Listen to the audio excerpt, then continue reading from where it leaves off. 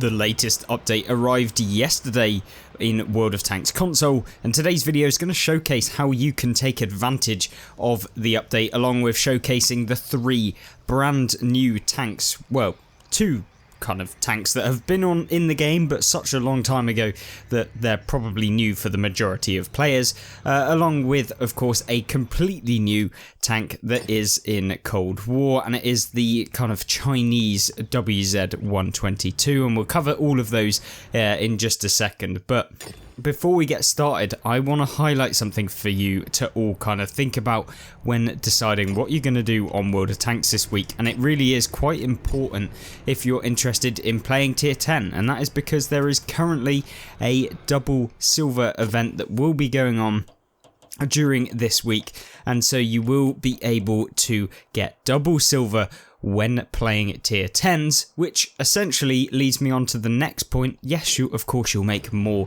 silver with all of the tier 10s that you're playing, but effectively what you can do now at tier 10 is fire only premium rounds and still make silver, because you'll be dealing more damage and you'll also be getting double the silver. So yeah, there's really no better time than for people to be spamming premium within World of Tanks. Hopefully it doesn't affect the matchmaker too much and people aren't just continuously spamming those gold rounds within the game. But yeah, other than that, let's actually jump into the statistics of the tank, or the new tanks, shall we say, / 2 of the revisited tanks that have come back into the game. I really didn't think that the Edelweiss and the Nameless would ever return back into World of Tanks, since they are licensed content, which means that they cannot be sold unless Wargaming has the license, and they typically only license it for a few days within the game. So make sure that if you do want either of these tanks, and we'll be doing full in-depth review videos of both of these in separate videos coming very soon, but we'll run down the stats, tell you a quick overview so you know whether right now you want to pick up these tanks. So first thing first, let's look at the Nameless. Let's actually see what the tank is like, and this is the kind of heavily armoured version of the 2, so you're going to have slightly better armour with this tank. You can see on the front of it, you see that big sloped plate that kind of hangs down off the front of it, the green plate there, that is spaced armour, so you do have spaced armour from the front of the vehicle. However, your side armour is not very good at all, really. I mean, you get penned very reliably if you try and angle in this thing, and because you basically over-angle quite easily with it, meaning that you're going to get penned through the sides, which is obviously not something that you're going to want to be kind of having happen. But there we go, that is the Nameless in terms of the armor model. Essentially where you want to be shooting is that big lower plate. It's just paper. If you can get the side, that's even better, and if you can hit the cupola on the tank, which is probably your only option when it goes hold down, that's kind of the I guess that's kind of the best position that you can use the armors when you hold down in this tank, but even then, like, that cupola makes it almost so annoying. But trying to hit a cupola like that on such a tank can be a little bit difficult. But there we go. The armor model of the Nameless. What does it actually feature over something like the Edelweiss, which basically gets better mobility, gets better gun handling, and it also gets slightly lower alpha damage than the Nameless. So with the Nameless, you're getting 300 alpha. Now, that is not necessarily terrible, but considering you are a tier 8 and you're supposedly a heavy tank, it's mediocre at best. You know, there are tier 8 mediums that have more alpha damage than you, 320 I believe, which makes this tank a little bit difficult to play. However, the DPM of the tank, considering this is a heavy tank in quotation marks, but it's really a medium tank that's just got a little bit more armor, but regardless of that, 2700 DPM, really decent, very good rate of fire, decent accuracy, okay aim time, nothing insane. But remember, we are loaded up with a full commander with 9 skills that have the accuracy perks, and don't forget we've also loaded this tank out with the gun stabilizer, which is almost a must. If you're using this tank, you want to make sure that you do have gun stabilizer on it.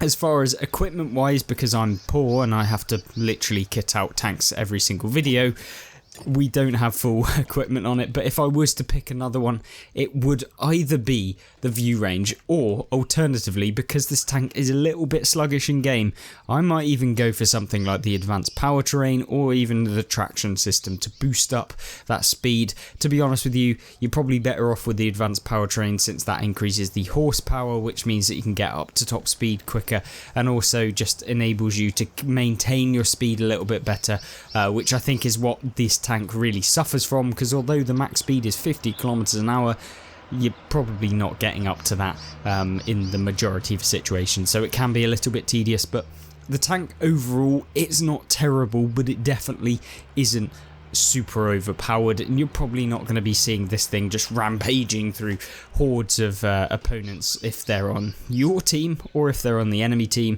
You know, you can deal with these things pretty easily. They're not super overpowered. They were introduced a long time ago when premium tanks weren't just blatantly 100% overpowered and better than tech tree tanks like they've most recently been a bit like, but there we go. I guess that they haven't necessarily aged too well, but with recent buffs, they're a little bit better than they probably would have been.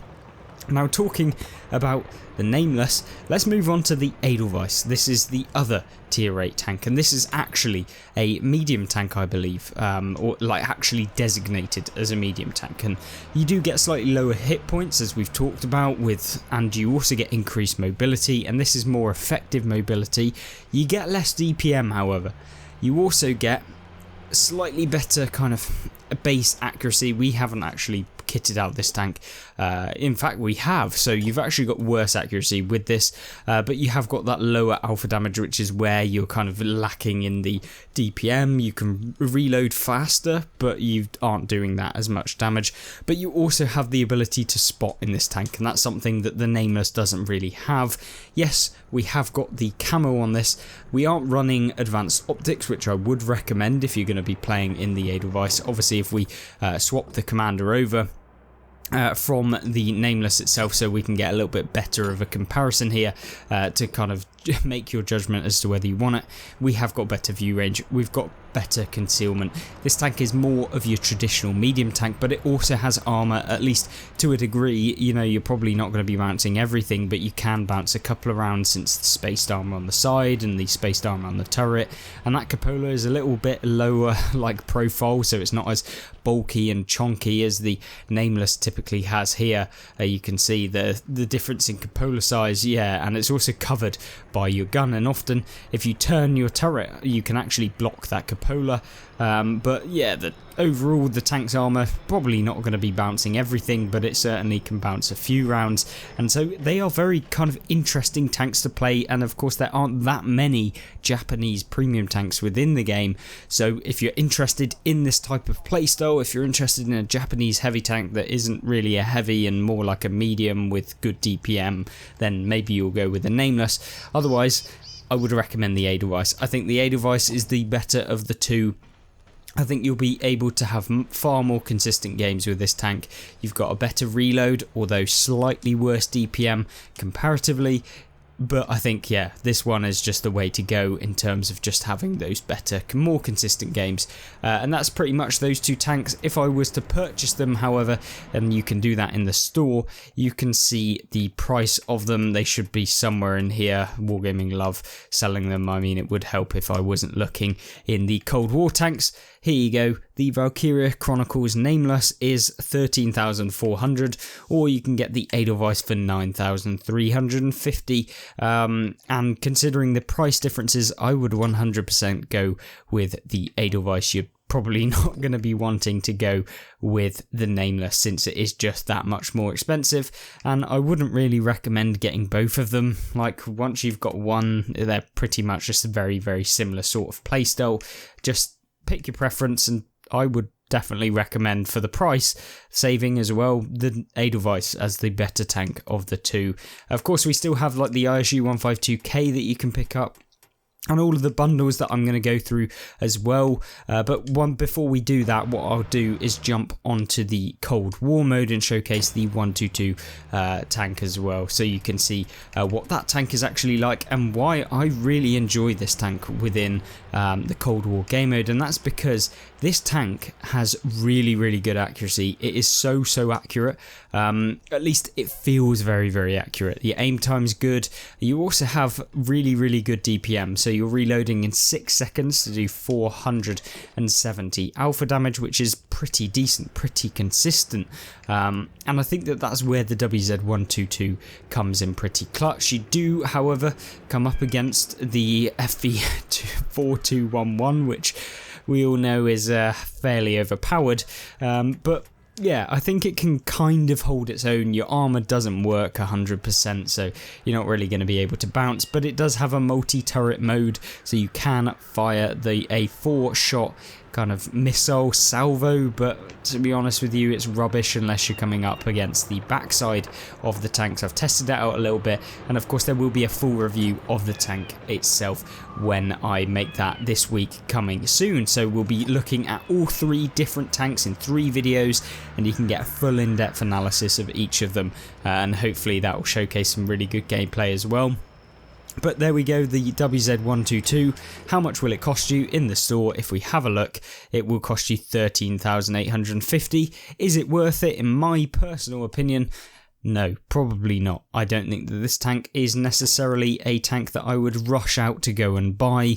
It's not super overpowered, at least from my initial opinions, and may change when the video comes out. But yeah, from overall initial impressions, playing it a couple times, it's not going to be breaking the game, and it's definitely not as good as the FV4211, but there we go. You know, not everything can be blatantly overpowered, because otherwise the game would be very boring. And yeah, so that's the actual tanks. Let's jump into the bundles, and then we'll take a look at some more of the info on the Wargaming website to showcase some more news that you might want to keep up to date with. As far as the bundles this week, we have actually got some really good ones, and that's not usually said for World of Tanks, but let's jump into them. I'm going to avoid the training basics. These are terrible tanks that I would never really recommend. Same with the T-34 Fighting Girlfriend, although it is for International Women's Day. So, I mean, if you're interested in that, then you can always buy it, but it's not particularly overpowered or anything like that, so it's just purely for the day itself. But we do have, for you guys interested in World War II tanks, some good bundles, and the first one being the General T-27 and the STRV-81. So these are tanks that are actually not too bad, but 9,000 gold is quite a lot for some tanks that are they're good, but they're not like really overpowered and going to break the kind of game. So if you're interested in competitive tanks, then probably not the one for you this week. But yeah, it's definitely a good shout for those of you interested in collecting a few new tanks. Talking about blatantly overpowered bundles, well, we have got the Siegebreaker bundle, which contains 3 premium tanks. 2 of them being flat out overpowered, the Rheinmetall Scorpion G and the Shashka SU-130 PM, and then the TS5, which is a really decent tanker that I think gets a little bit kind of left out within console. The frontal armor is actually pretty decent, and the gun is really rapid at firing. So I think it's like the Tier 8 Doom Turtle, if you know, the Tier 8 T95, and it can play very well within the typical meta, actually, even though it is fairly slow. Yeah, it's not a bad bundle for 13,400, and it's 60% off, so it's one of the higher percentage sales this week. Moving on, we then have probably the worst bundle of the week, which is the Mauerbreaker, which is just a terrible tank overall. Then we've got the Chrysler K, which isn't actually overpowered on console, unfortunately. For those of you thinking the PC version would be the same as on console, it's just not the case. And then we have the Scourge Kirovets, which is the Tier 8 kind of tank that is good, but it's not, like, as we say, like super competitive, and it's basically an IS-3 that doesn't have the pike nose at the front, so it has that flat pay, which means that you can angle in this thing as opposed to a traditional IS-3. Then moving on, we have a fantastic light tank bundle that if you are interested in playing light tanks and you want to get into light tanks, potentially if you are wanting some really, really good tanks to just play, we have probably a very, very good mixture. If you want to play a super aggressive, medium kind of annoying tank to just badger the opponents with good DPM, then the Holland Hund is amazing. Then we have the Vanguard EOC Even 90, which is just a rat. It's just a rat.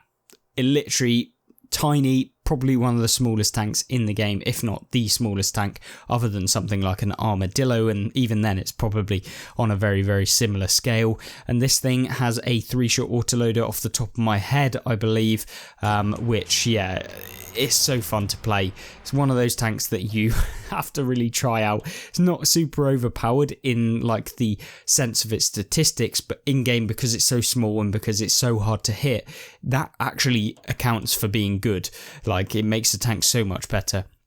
And then we have one of my more favoured medium tanks at tier 6, the Cromwell B, which for the majority of players probably isn't like super competitive, but it can be played really well by players that know how to use the low alpha damage, really rapid firing guns, and this is where the Cromwell B does so well. And for 7,500 gold, and if you're interested in just grinding out the game and trying out some more novel tanks and testing out the waters of like light tanks slash like mediums that have a little bit of something, then yeah, this bundle is not typically too bad. Then we have the From the West bundle, which I think it's not very good. I wouldn't really recommend it. We're not going to get into the nitty gritties of it. The HMH AMX 58 is terrible, even though it does have the 1390 gun on it. Yeah, I just don't think that's the way to go. From the East, same sort of story, not particularly very good. Heavy damage. This is probably one of the best bundles that you can get. The Alpine Tiger, the T54E2, the Dreadnought, and the Nomad Sommier SM. Really, really good discount as well, so it's definitely one to go for. And then we have a 50% off the Object 252U Defender, which is a really, really kind of... It's a good heavy tank, it's a solid heavy tank, and if you haven't played any like premium heavy tanks that really kind of play that aggressive role where you can just go into your opponents, the 440 alpha that the Defender gets makes it certainly able to trade with the best of the heavies at tier 8 and even tier 9s for that matter, and that's why I think the Defender is one of the most interesting kind of heavy tanks that I've played. Is it super overpowered as much as it is on PC? No, but yeah, it's definitely a solid choice for those of you who maybe haven't got it for free as well, but be careful, it has come out for free in the past, so don't necessarily buy it because it could potentially come out for free again, and then you'll have wasted your gold on a tank that you could have got for free and instead you got silver for it. So other than that, the tank that I am going to be getting right now on stream, or not on stream but on video, it is the Iron Rain. We're going to purchase it, the Borsig Waffenträger, the 3-shot auto-loading Borsig that has the ability to dish out 1500 damage in 3 shots. It's an auto-loading Borsig. What is there to kind of negate? It's just fantastic, and I'm really looking forward to testing this one out, showcasing how good this tank is, because I already know how good it is in the game, and it's going to be one that I'm sure many of you will like to see, and hopefully you're interested in seeing what we can do with this little rat, to be honest with you. And this is actually one of the highest survival rating tanks within World of Tanks console, so be sure to keep your eyes peeled for the best tier 8 premium video coming very, very soon as well, during probably next week. So be sure to keep an eye out for that.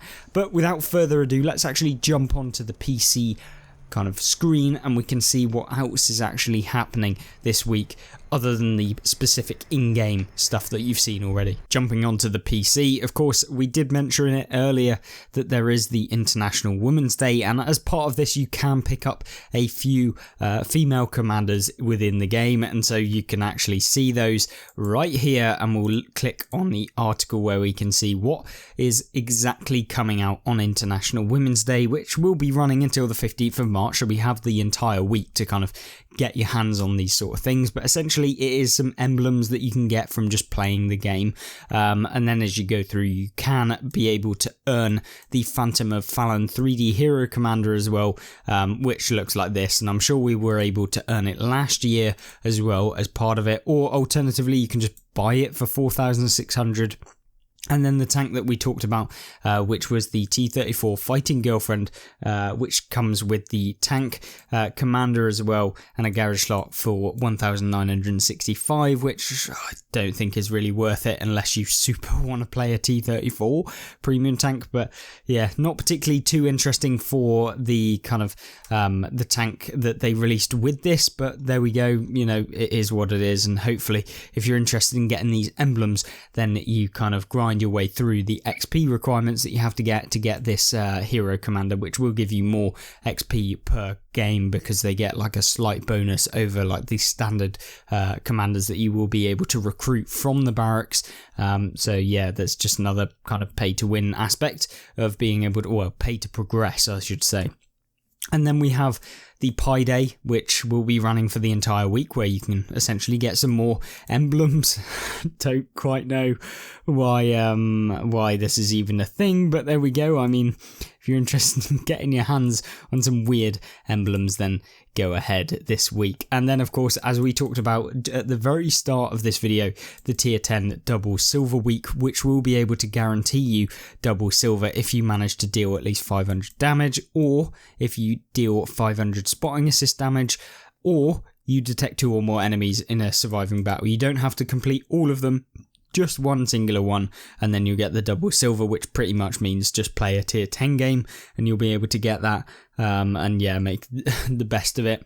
Of course, we still have the free tanks that you can be able to complete, which is the HMH challenge.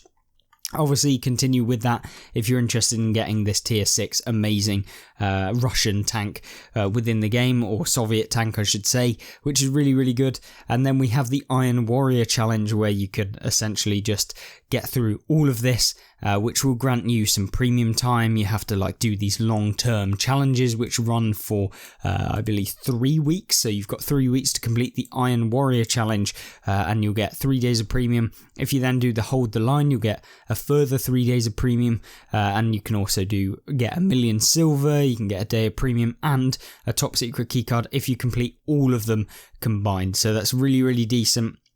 And then as part of the March tank, you can get the AMX 1357, which, as I've talked about, is probably not the best tank that you can get, but there we go. I mean, if you're interested in getting your hands on this sort of tank, you can do, and it isn't the end of the world if you don't really enjoy it for only $10, and you get some gold as well, which is nice, and just add to your account. Then we have the Edelweiss and the Nameless, as we talked about, the discounted commander bundles, which are essentially just like 25% off a lot of the hero commanders that are already in the game. So if you're interested in those, go ahead. Iron Warrior bundles, like we talked about, you can basically get them as we went through within the game. And then we also have the weekly sales, which we went through again, and the super savings, which is something that we didn't talk about, but you can get the STRV S1, which is the tank destroyer from the Swedish line at tier 8, pretty much exactly the same as the tech tree version, just a premium tank. And then you can get the tier 6 heavy tank number 6, which is the Japanese Tiger essentially, not too interesting really there.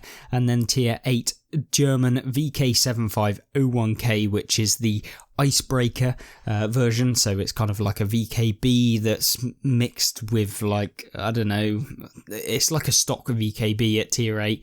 It's not particularly like that good, but there we go. I mean, I guess it is what it is. But other than that, we also have the G.I. Joe last week, if you want to pick up any of their stuff, which is really, really high priced, to be honest with you, probably a little bit too high of a price. And don't forget the commander or the contracts to be able to complete the Chisel Tusken Machine are not coming to a close, but make sure that you do try and complete them before May, because that's when the first one, being the Chisel contract, finishes, so you won't be able to get any further on it if you don't manage to complete it by then. And we have the daily play operation, where you can basically get a chance at some of the other stuff. But other than that, that is pretty much it for today's update news. Hopefully that covered everything. Hopefully the actual in-game gameplay and showcasing stuff within the game was interesting for you to see. And of course the 3 brand new tanks within World of Tanks console were interesting for you to have a look at, being the 122 TM version basically, along with the Nameless and the Edelweiss. And let me know in the comment section down below what you thought of this kind of update. What do you think of the new graphics filters and the changes that Wargaming made to the filter system within the game that made it look, in my personal opinion, infinitely better than before? Yeah, let me know in the comment section down below, and I hope you have a fantastic rest of your week, and be sure to check back to see the full in-depth reviews of the brand new tanks / returning tanks coming into World of Tanks. So there we go. Thank you very much for watching, and I hope you have a great rest of your day and a great rest of your week, and I'll see you there. Goodbye.